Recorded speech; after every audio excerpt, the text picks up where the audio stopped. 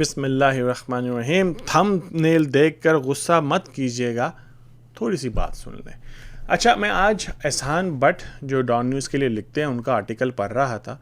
Don के अंदर काफ़ी ज़बरदस्त उन्होंने आर्टिकल लिखा। वैसे एहसान बट जो हैं वो असिस्टेंट प्रोफेसर हैं जॉर्ज मेसन यूनिवर्सिटी के, अमेरिका के अंदर ही बेस करते हैं। हम भी सर्टिफाइड पब्लिक अकाउंटेंट अमेरिका के अंदर ही बेस करते हैं। कि क्या कहते हैं ना, बड़ी मज़े की बात किसी ने कही थी कि आप पाकिस्तानी को पाकिस्तान से तो बाहर रख सकते हैं, लेकिन पाकिस्तानी के दिल से आप पाकिस्तान की मोहब्बत और पाकिस्तान की क्रिकेट की मोहब्बत को बाहर नहीं रख सकते। तो बहुत अच्छा लगा एहसान बट का डॉन के अंदर क्रिकेट के ऊपर आर्टिकल पढ़ के। तो उनकी आर्टिकल के ऊपर अभी आज बात करेंगे। उन्होंने बाबर आजम की कप्तानी के ऊपर बात की है, वर्ल्ड कप के ऊपर थोड़ी सी बात की है और फ्यूचर की थोड़ी स्ट्रेटजी के ऊपर बात की है। तो उनकी आर्टिकल के ऊपर आपसे बात करेंगे, उनका प्रेमिसेस क्या है, मेरा उनसे क्या है, उस आर्टिकल से क्या इख्तलाफ है, उसके ऊपर बात करते हैं। पहले चलें उनका आर्टिकल का मेन प्रेमिसेस जो है वो मैं आपके सामने रख। तो एहसान बट कहते हैं कि there is no doubt that Babar is much better player than he is captain. In test cricket he has missed tactical tricks and seldom appears attacking enough. In white ball cricket, his strategies often seem formulaic, but in the grand scheme of things, these are relatively minor complaints. He is pretty good captain, about as good we are going to find right now, and only going to get better with time. अब यहाँ मेरा उनके साथ बहुत बड़ा इख्तलाफ है। जो उनके निचले आखिरी दो सेंटेंस थे कि जो ये बाबर आजम है, ये हमारे पास जो है ना बेस्ट अवेलेबल कैप्टन है, ये बात जो है ना बिल्कुल गलत है। इस वक्त बेस्ट अवेलेबल कैप्टन जो पाकिस्तान के अंदर है वो मोहम्मद रिजवान। अब मोहम्मद रिजवान का डोमेस्टिक सर्किट देख लें, जिस टीम को उसने कप्तानी दी है वो उसने उस टीम को कामयाबी से हमकिनार किया, वो चैम्पियन बनी है। PSL हो, पाकिस्तान का डोमेस्टिक हो, जहाँ मर्जी। तो मेरे ख्याल से बाबर आजम से अब कप्तानी लेकर हमें मोहम्मद रिजवान को दे देनी चाहिए। अब आप कहेंगे कि यार you are being way too harsh on Babar Azam. ठीक है, बाबर आजम ने अभी तक ऐसा कोई गलत काम नहीं किया जिसकी वजह से उससे आप कप्तानी ले लें, इतनी बड़ी एम्बेरसमेंट करें। देखें, ये एम्बेरसिंग बात नहीं है। आप जब किसी बड़ी फॉर्च्यून 500 कंपनीज के अंदर काम करते हैं ना, तो आप देखते हैं कि आपका मैनेजर जो है up to the mark best performance नहीं दे रहा। On the other hand there is another guy who can give you a better performance. तो आप अपनी मैनेजर्स की फीलिंग को हर्ट नहीं करते। ये नहीं कहते इसकी यार फीलिंग हर्ट हो जाएगी, यार ये मेरी मैनेजर्स की फीलिंग को देखते हुए मुझे ना उसको हटाना नहीं चाहिए। आप अपने मैनेजर्स को बिठाते हैं प्रोफेशनल तरीके से, प्यार से उससे बात करते हैं, कहते हैं यार it seems like there is another guy who can do a better job than you, so we're gonna take the position away from you and give it to somebody else. So मेरे ख्याल से अगला जो coach आएगा, it's a best opportune time for us to change the leadership. अच्छा, आप देख लें, वैसे मोहम्मद रिजवान की आपको मैं एग्जांपल देता हूँ कप्तानी की, उसकी गेम विजन की, गेम की जो रीड जिस तरह करता है, वो बाबर आजम उसके कहीं नज़दीक नहीं है। बाबर आजम से आपको सबको पता है, मेरी पिछली जाके वीडियोस देख लें, बाबर आजम से मेरी बहुत ज़्यादा मोहब्बत है। ठीक है, मेरे ख्याल से बाबर आजम लेजेंड है पाकिस्तान का। आज तक बाबर आजम जैसा प्लेयर नहीं आया और इंशाल्लाह वो पाकिस्तान का लेजेंड, सारे रिकॉर्ड तोड़ के लेजेंड बैट्समैन बन के जाएगा। मेरी बहुत मोहब्बत है बाबर आजम का, लेकिन जैसे मैंने कहा, मैं उसको बेहतरीन कप्तान नहीं मानता। मेरे ख्याल से रिजवान जो है वो बेहतरीन कप्तान है, और उसकी मैं एग्जाम्पल देता हूँ आपको कि गेम को किस तरह वो रीड करता है, जो बाबर आजम नहीं कर सकता। बाबर आजम के पास एक कॉपी होती है, कॉपी के ऊपर जिस तरह ओवर लिखे होते हैं उसी तरह वो अपने ओवर करवाता है। मैचअप्स नहीं देखता नहीं कि कौन सा बॉलर उसका स्ट्रगल कर रहा है, तो नहीं आज उसको ओवर नहीं करवाते। इन चीज़ों पे बाबर आजम जो है वो इतना जल्दी पिकअप नहीं करता। मैं आपको एग्जांपल दे रहा था मोहम्मद रिजवान की। तो मोहम्मद रिजवान वेस्ट इंडीज़ के ख़िलाफ़ दूसरा टेस्ट मैच होल्डर बैटिंग कर रहा है, तो होल्डर ने नुमान को कवर से शॉट मारी, और नुमान जो था वो थोड़ा शॉट्स चौका खा के थोड़ा सा बैम्बूजल हो गया, और उसने कहा कि यार कवर के ऊपर जो फील्डर खड़ा है ना उसको पीछे कर देते हैं ताकि पीछे चौके की प्रोटेक्शन हो जाए। तो उसको रिजवान ने रोका और प्यार से बोला कि नहीं भाई, होल्डर ने हाथ बड़े करके लंबी शॉट मारी है, रिस्क लिया है, शॉट बहुत प्यारी थी पर रिस्क लिया है। अगर यही शॉट दोबारा मारने जाए तो ये आउट भी हो सकता है, कवर को कैच दे देगा। तो ये हमने स्टंप से सुनी उसकी कन्वर्सेशन जो नुमान के साथ थी, तो नुमान ने उसकी बात मान ली और उसी ओवर के अंदर कवर के ऊपर होल्डर ने कैच दिया। नुमान जो था, नुमान को विकेट मिली, तो उस नुमान ने एक्नॉलेज भी किया उसके बाद रिजवान को। यानी कि रिजवान की गेम जो रीड करने की जो एबिलिटी है ना, वो बहुत अच्छी है, बहुत ज़बरदस्त है। और आप डोमेस्टिक सर्किट के अंदर किसी भी टीम के अंदर आप देख लें, जिस तरह वो बॉलिंग चेंजेस करता है वो बहुत बेहतरीन है।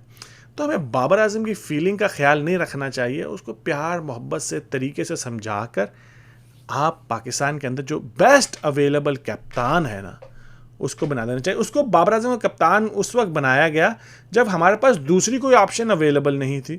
प्लस मिसबा जो थे वो चाहते थे कि बाबर आजम कप्तान बने, क्योंकि बाबर आजम से हम लोग मोहब्बत बहुत करते हैं। तो मिसबा को लगा कि हम बाबर आजम की मोहब्बत के अंदर जब टीम हारेगी ना, तो तनकीद थोड़ी कम करेंगे। तो इसलिए मिसबा ने बाबर आजम को कप्तान बनाया, लेकिन उस वक्त दूसरी भी कोई ऑप्शन नहीं थी।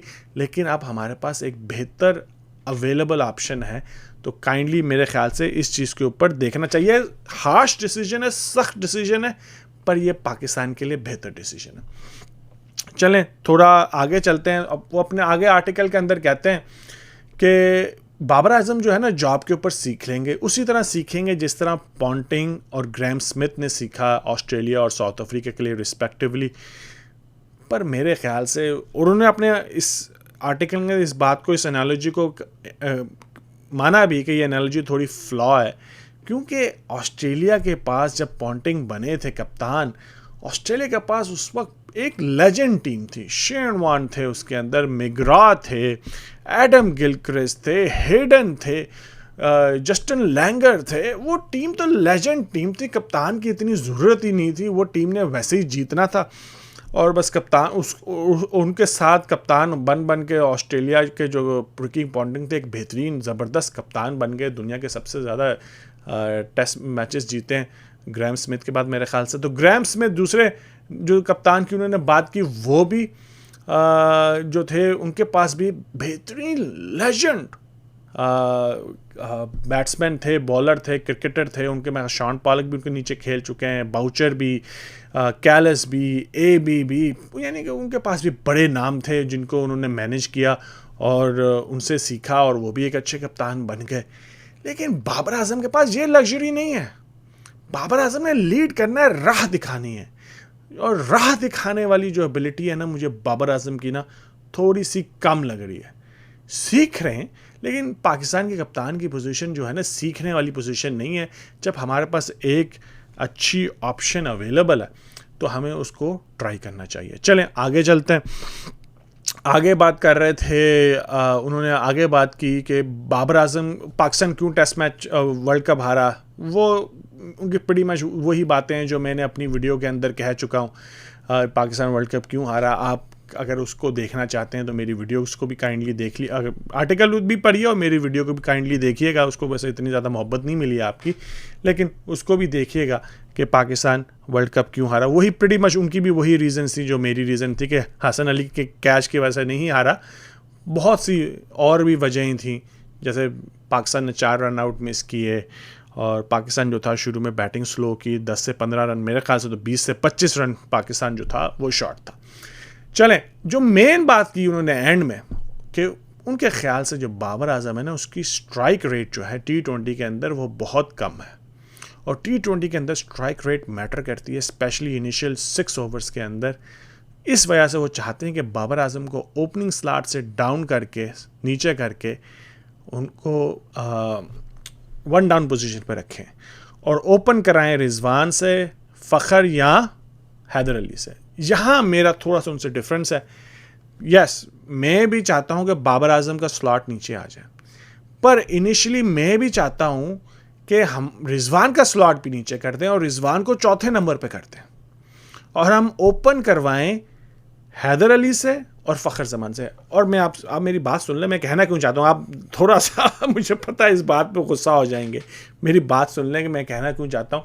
आप कहेंगे कि यार बाबर आजम रिजवान जो दुनिया की बेहतरीन जोड़ी है, ओपनिंग पार्टनरशिप, आप उसको तरवा रहे हैं और उसको नीचे कर रहे हैं, और आप 2 अनप्रूवर ओपनर्स को जो है वो ओपनिंग करवा रहे हैं। देखें, पहली बात ये समझ लें कि बाबर आजम और रिजवान को ओपनिंग करवाई क्यों जा रही थी। वो इसलिए जा रही थी कि हमारे को अपने बैट्समैन पे एतबार नहीं था, हमें नहीं लगता था कि हमारे जो बैट्समैन हैं वो 20 ओवर भी खेल पाएंगे। तो बाबर आजम रिजवान गेम को छोटा करते थे और उनसे बैटिंग करवाते थे कि भाई वो गेम छोटा करते हैं, बाद में हमारे दूसरे बैट्समैन है आओ ना देखें ताओ ना देखें, बस छक्के लगाएं और कोशिश करें कि मैच में अच्छा स्कोर हो जाए, रीजनेबल स्कोर हो जाए और हमारी बॉलिंग जो है उसको डिफेंड कर लेगी। ठीक है, ये प्रीटी मच हमारी थॉट प्रोसेस था मिसबा के टाइम पे। लेकिन अब हमारी बैटिंग में थोड़ा सा निखार आ गया, मुझे पता नहीं क्यों लगता है। हमारी इतनी लंबी बैटिंग लाइनअप है और हम उसको अच्छी तरह यूज़ ही नहीं करते। तो उसको यूटिलाइज़ करने का सबसे बेहतरीन तरीका ये है कि आप फ़खर जमान और हैदर अली को ऊपर भेजें और उनको बोलें कि भाई अगले 2 साल तक आपने ओपनिंग करनी है, बट आप 3 पे आउट हो 4 पे आउट हो, आपने शुरू के 6 ओवर रोकना नहीं है, आपने बस ठुकास लगानी है।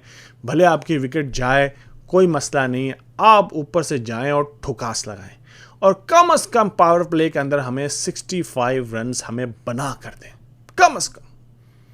ठीक है, अगर ऊपर से वो जल्दी आउट भी हो जाते हैं तो कोई मसला नहीं, नीचे से बाबर आजम आ जाएगा, रिजवान आ जाएगा, वो डक्का लगा देंगे, वो कंसोलिडेट कर लेंगे।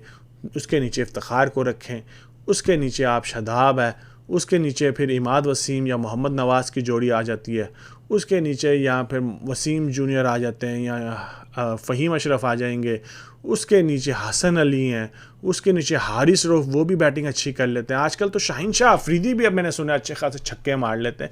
यानी कि हमारे पास लंबी बैटिंग लाइनअप है, हम विकटें घर लेके क्यों जाएं, हम अच्छी तरह परफॉर्मेंस दें, सारी विकटों को यूटिलाइज़ करें, सारे बैट्समैन को अपने यूटिलाइज़ करें।